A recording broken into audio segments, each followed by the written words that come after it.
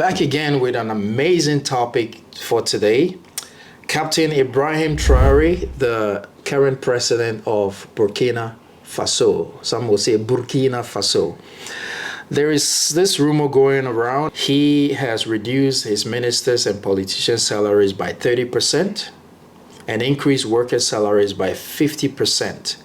And he refuses to take or accept his own salary as a president, and he's decided to keep his salary as a military captain. This is impressive. Like we said, we're not sure if this is 100% true or not, but we just want to use this as a basis for our discussion for today. DLS Wave coming right up.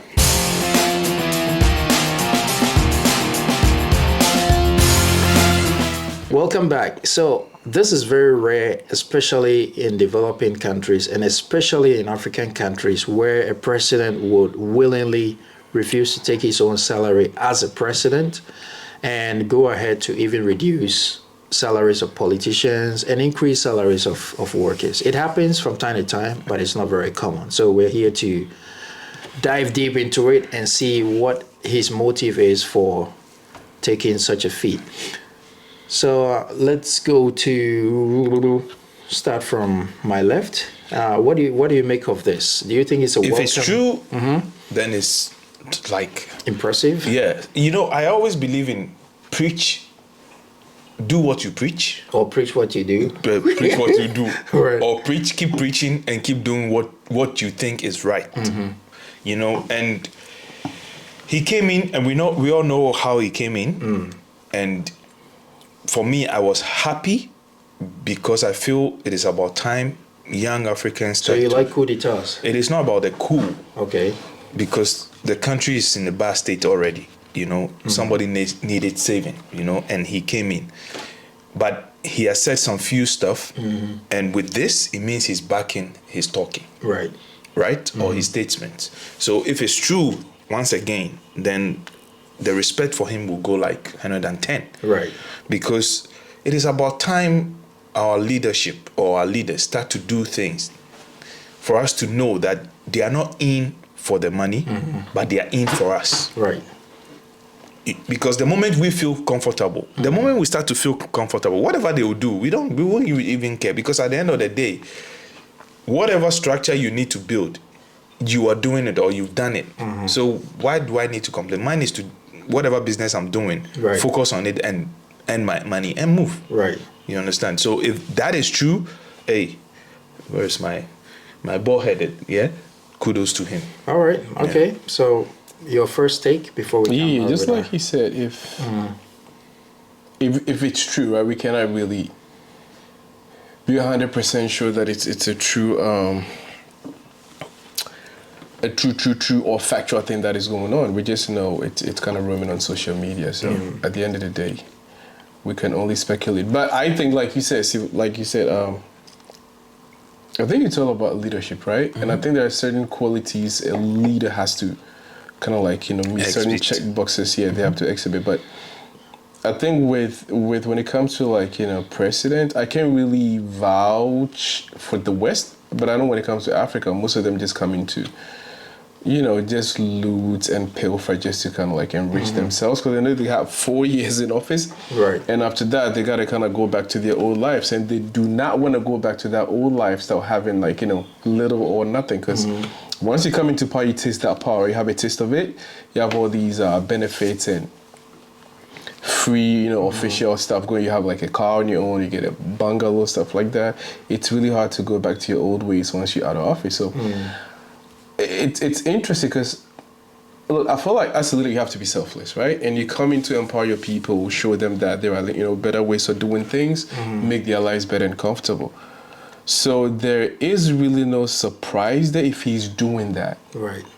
Do you know what I mean? But we've kind of known the opposite for so long. This is one like sounds so like commendable. yeah. This is so amazing. Yeah. Do you know what I mean? Yeah. Because it's like you're in office. You pretty much get everything for free.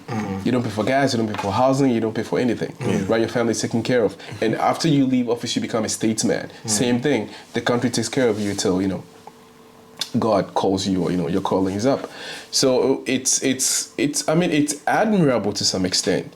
but it's not that great of a thing because you there to serve the people. So if you increase workers' salary, why is it something we gotta clap for you for? You see, like leadership is the capacity to actually translate a vision into reality.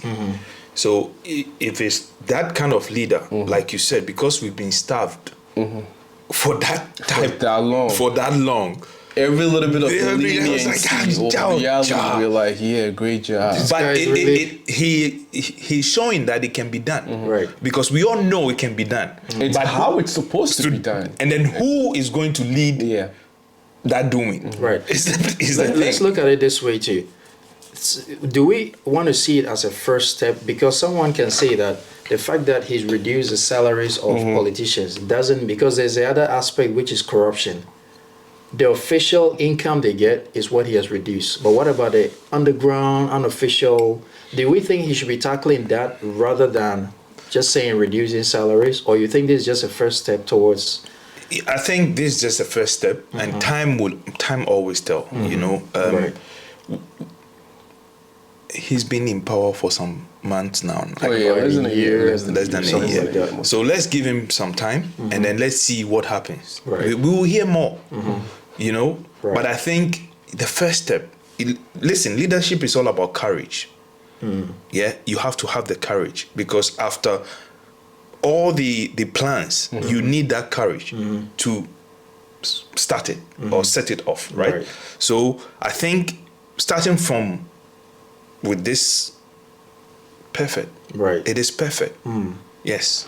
But it's, Yeah, I mean, logically, sorry, Yeah. it's almost like taking a girl out on a date, right? I mean, she cannot be able to kind of like, look into the future and be like, is this guy going to be a good husband to me or not? But the first steps, right? You're treating her right, taking her out to dinners, right? You're taking her out to meet your friends. They're good steps. So I feel like we're looking at the journey. It's a journey. It's going to take time to put things right, but you always got to look at the first few steps. If it's in the right direction. Right. So that, I feel like it's a right step to show that he's committed to do whatever he started promising people he's going to do. So I think it's great. Because there's nothing better than a man who is of his word. He says, I'm going to do it, and I'm doing it. And has the courage to carry it through. Exactly. Right. And you ask, he cannot. You have to definitely start somewhere. Yeah, most definitely. You cannot. He cannot just go and blah, blah. He will lose focus. Yeah. Right. Because he already knows the kind of evil or the kind of system he's fighting, right? So he has to take his time with courage, proper steps, and then he has to start somewhere. So it's a right step. They say power corrupts, and the longer you stay in power, the more corrupt you become, and there's evidence out there for everyone to see. Can we say that in the case of President Ibrahim Traore, is he just maybe doing something to make people feel, in the early days, to make people feel like, okay, I came to make an impact, but along the way, he's gonna switch and become corrupt, just like many other cases we've seen before? I wish he wouldn't switch. And I'll give you a typical example. Your favorite, the Singapore. Lee Kuan Yew, Thank you. of blessed memory. Yes, when he started, he had a lot of opposition, right? Right. But he took it step by step, painted a picture. If you guys followed, we will reach here. But Right. it's going to take how many years? 10 years. It took them exactly 10 years, right? So if this young guy says, this is what I'm going to do, and already his first step, we can see, he means whatever word or promise he has made, then we just need to give him time. Yeah. And we hope that the African syndrome Will not seep into his DNA. Thank you. That is all we can hope for. Right. But I can see a determined youth. Right. That is my take. I don't think. Yeah, power corrupts. I don't really think we can take it at face value because I think, like Cheddar always says, there's a difference between a leader and a politician, right? True leaders, you can tell by how they lead. They empower people. Of course, not every decision is going to be okay with every single person. It's going to disenfranchised, part of the society. Some are going to benefit You more. have But to at the end of the day, you have to bring look at the fix. totality of the decision. Yeah. If you pick a guy, let's go back into history like Nelson Mandela, right? He had a lot of power, Right. but he was not corrupt. But he may have, but at least you can tell he's doing like Something, positive yeah. stuff when it comes to his people. The same we go back in history, Abraham Lincoln, blah blah blah blah blah. So I feel like if you get into a leadership role, I feel like it amplifies who you really are. If you're innately corrupt, it's gonna show. Innately, if you're a leader, it's also gonna show, right? That Right. you're leading your people Right. into the promised land, so to speak. So I feel like he's like we're saying he's going into the right direction. We don't know where it's gonna take him, but Right. we just hope that he. And on top of when it, you- I on like- top of okay, it, let me add right. on top of it, it wouldn't take only him. It is the people around him also. Right. So for me, as much as I wish him well, I also pray that the people or wish the people around him they'll still stick together. That's interesting because I read a quote from Yeah. R.I.P. What's his name again? The Zimbabwean former president. Zimbabwe, Mugabe. yeah. He said the same thing. Sometimes your friends are the ones Exactly. who update your enemies. Yes. So you Right. gotta watch your circle. So like you said, you're absolutely right. So like I said, it doesn't necessarily fall on his shoulder squarely, but like as long as he gets the right people around him, Yeah. I feel like it's in the right direction. And it looks also like his people kind of like They trust him. bought Right. into what they Yeah. want to do. I like when you said leadership is different from a leader is different from a politician Yeah. because he seems like a leader with a plan. He's not going the conventional way, although they're still going the democratic way. But now you can't really say it's democratic because it's a military government. But someone was questioning why he still wears his military uniform, and I think information coming from his circle says that he took over power as a military leader with a purpose, and so he's going to govern in his military uniform because he's a captain of the army and he's running the government now as A military man. Man, yeah. So he's Well, I not think they're trying to call him like a dictator. a dictator. or Sort of. something I think it's probably you never know. Probably a foreign agenda or whatever. I've never bought it. The rumor is in two parts. The other part also says that besides reducing the salaries of people in government, he's also increased the salaries of workers by 50%. Yeah. The 50% is kind of it's kind of high but it also depends on the kind of salary people were receiving before.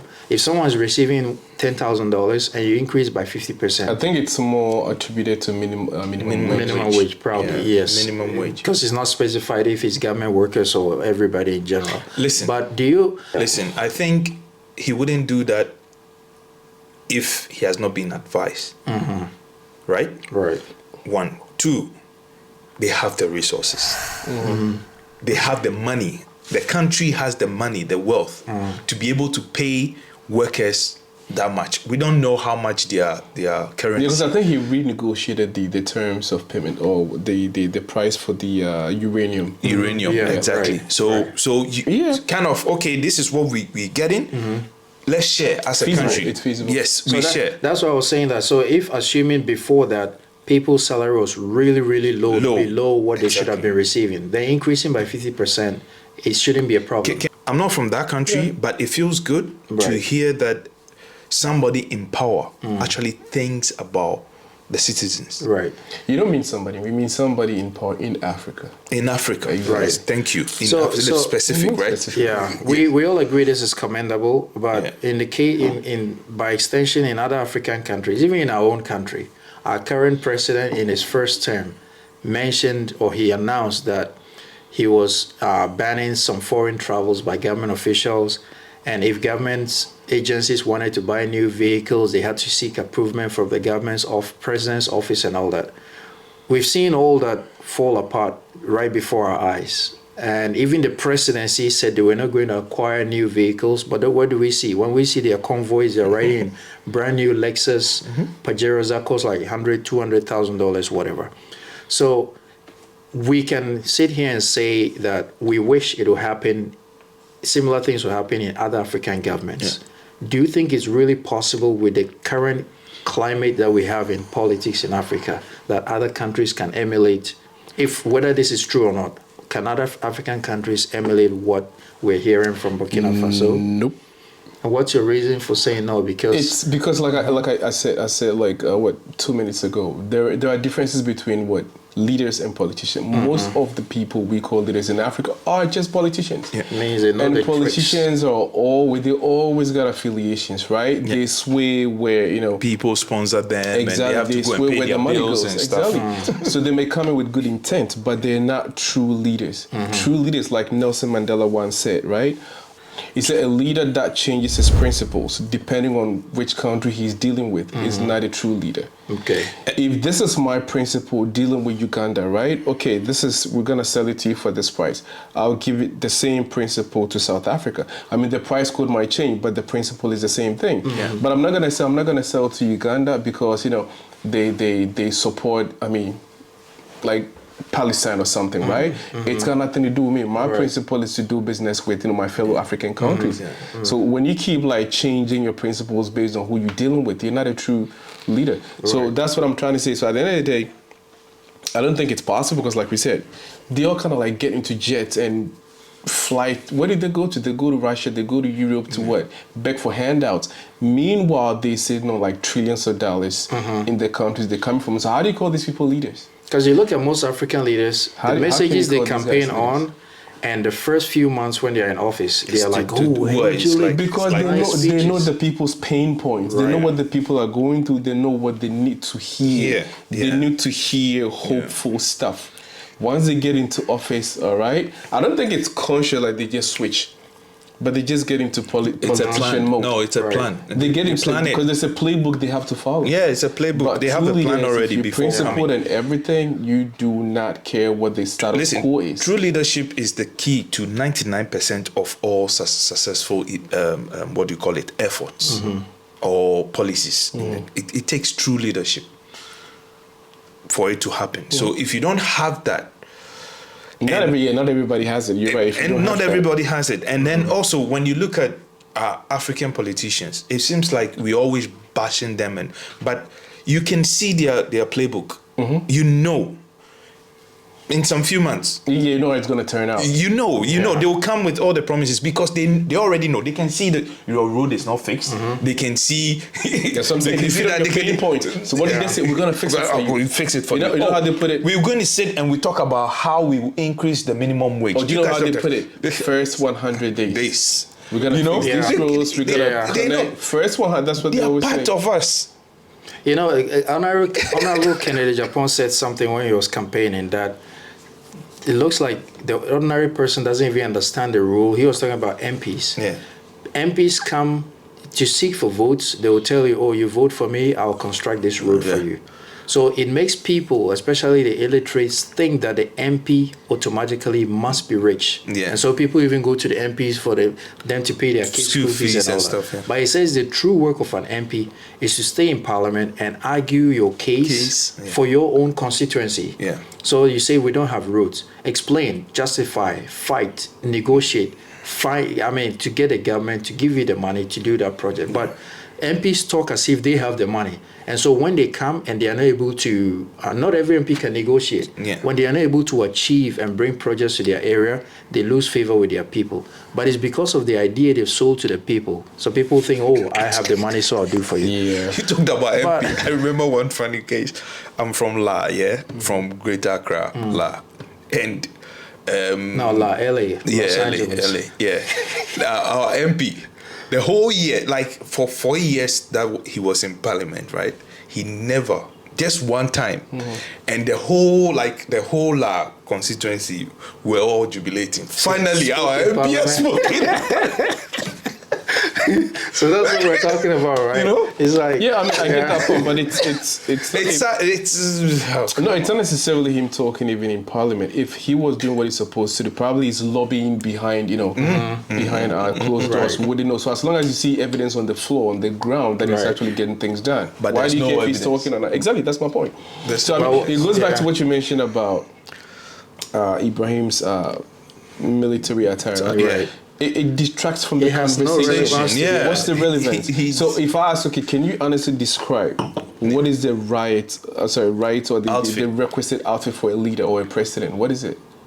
They'll tell you coat and tie. In our weather? The point is, this is who he is. This is his background. This is what he stands for. Right. So as long as he's doing right by the people, why does it really matter? Right. I'm rooting for him back. Yeah, that's what I'm saying. All right. Anyway, so we've given our honest opinions here. Like I said, we don't know if this is true or not. It's just a rumor going on around. But we're not just focusing on Burkina Faso. We're trying to extend it to the whole of Africa. Leave your opinions in the comment section. This is certainly a good move, but can this be replicated in other African countries? If yes, what are your reasons? If not, what reasons you want to give for thinking that it cannot be done in many African countries? All right. Thank you so much for watching. We're truly grateful. Do us a favor, subscribe to our channel, and we'll come your way with more exciting topical discussions every week. Once again, thank you so much from DLS Studios. Peace out.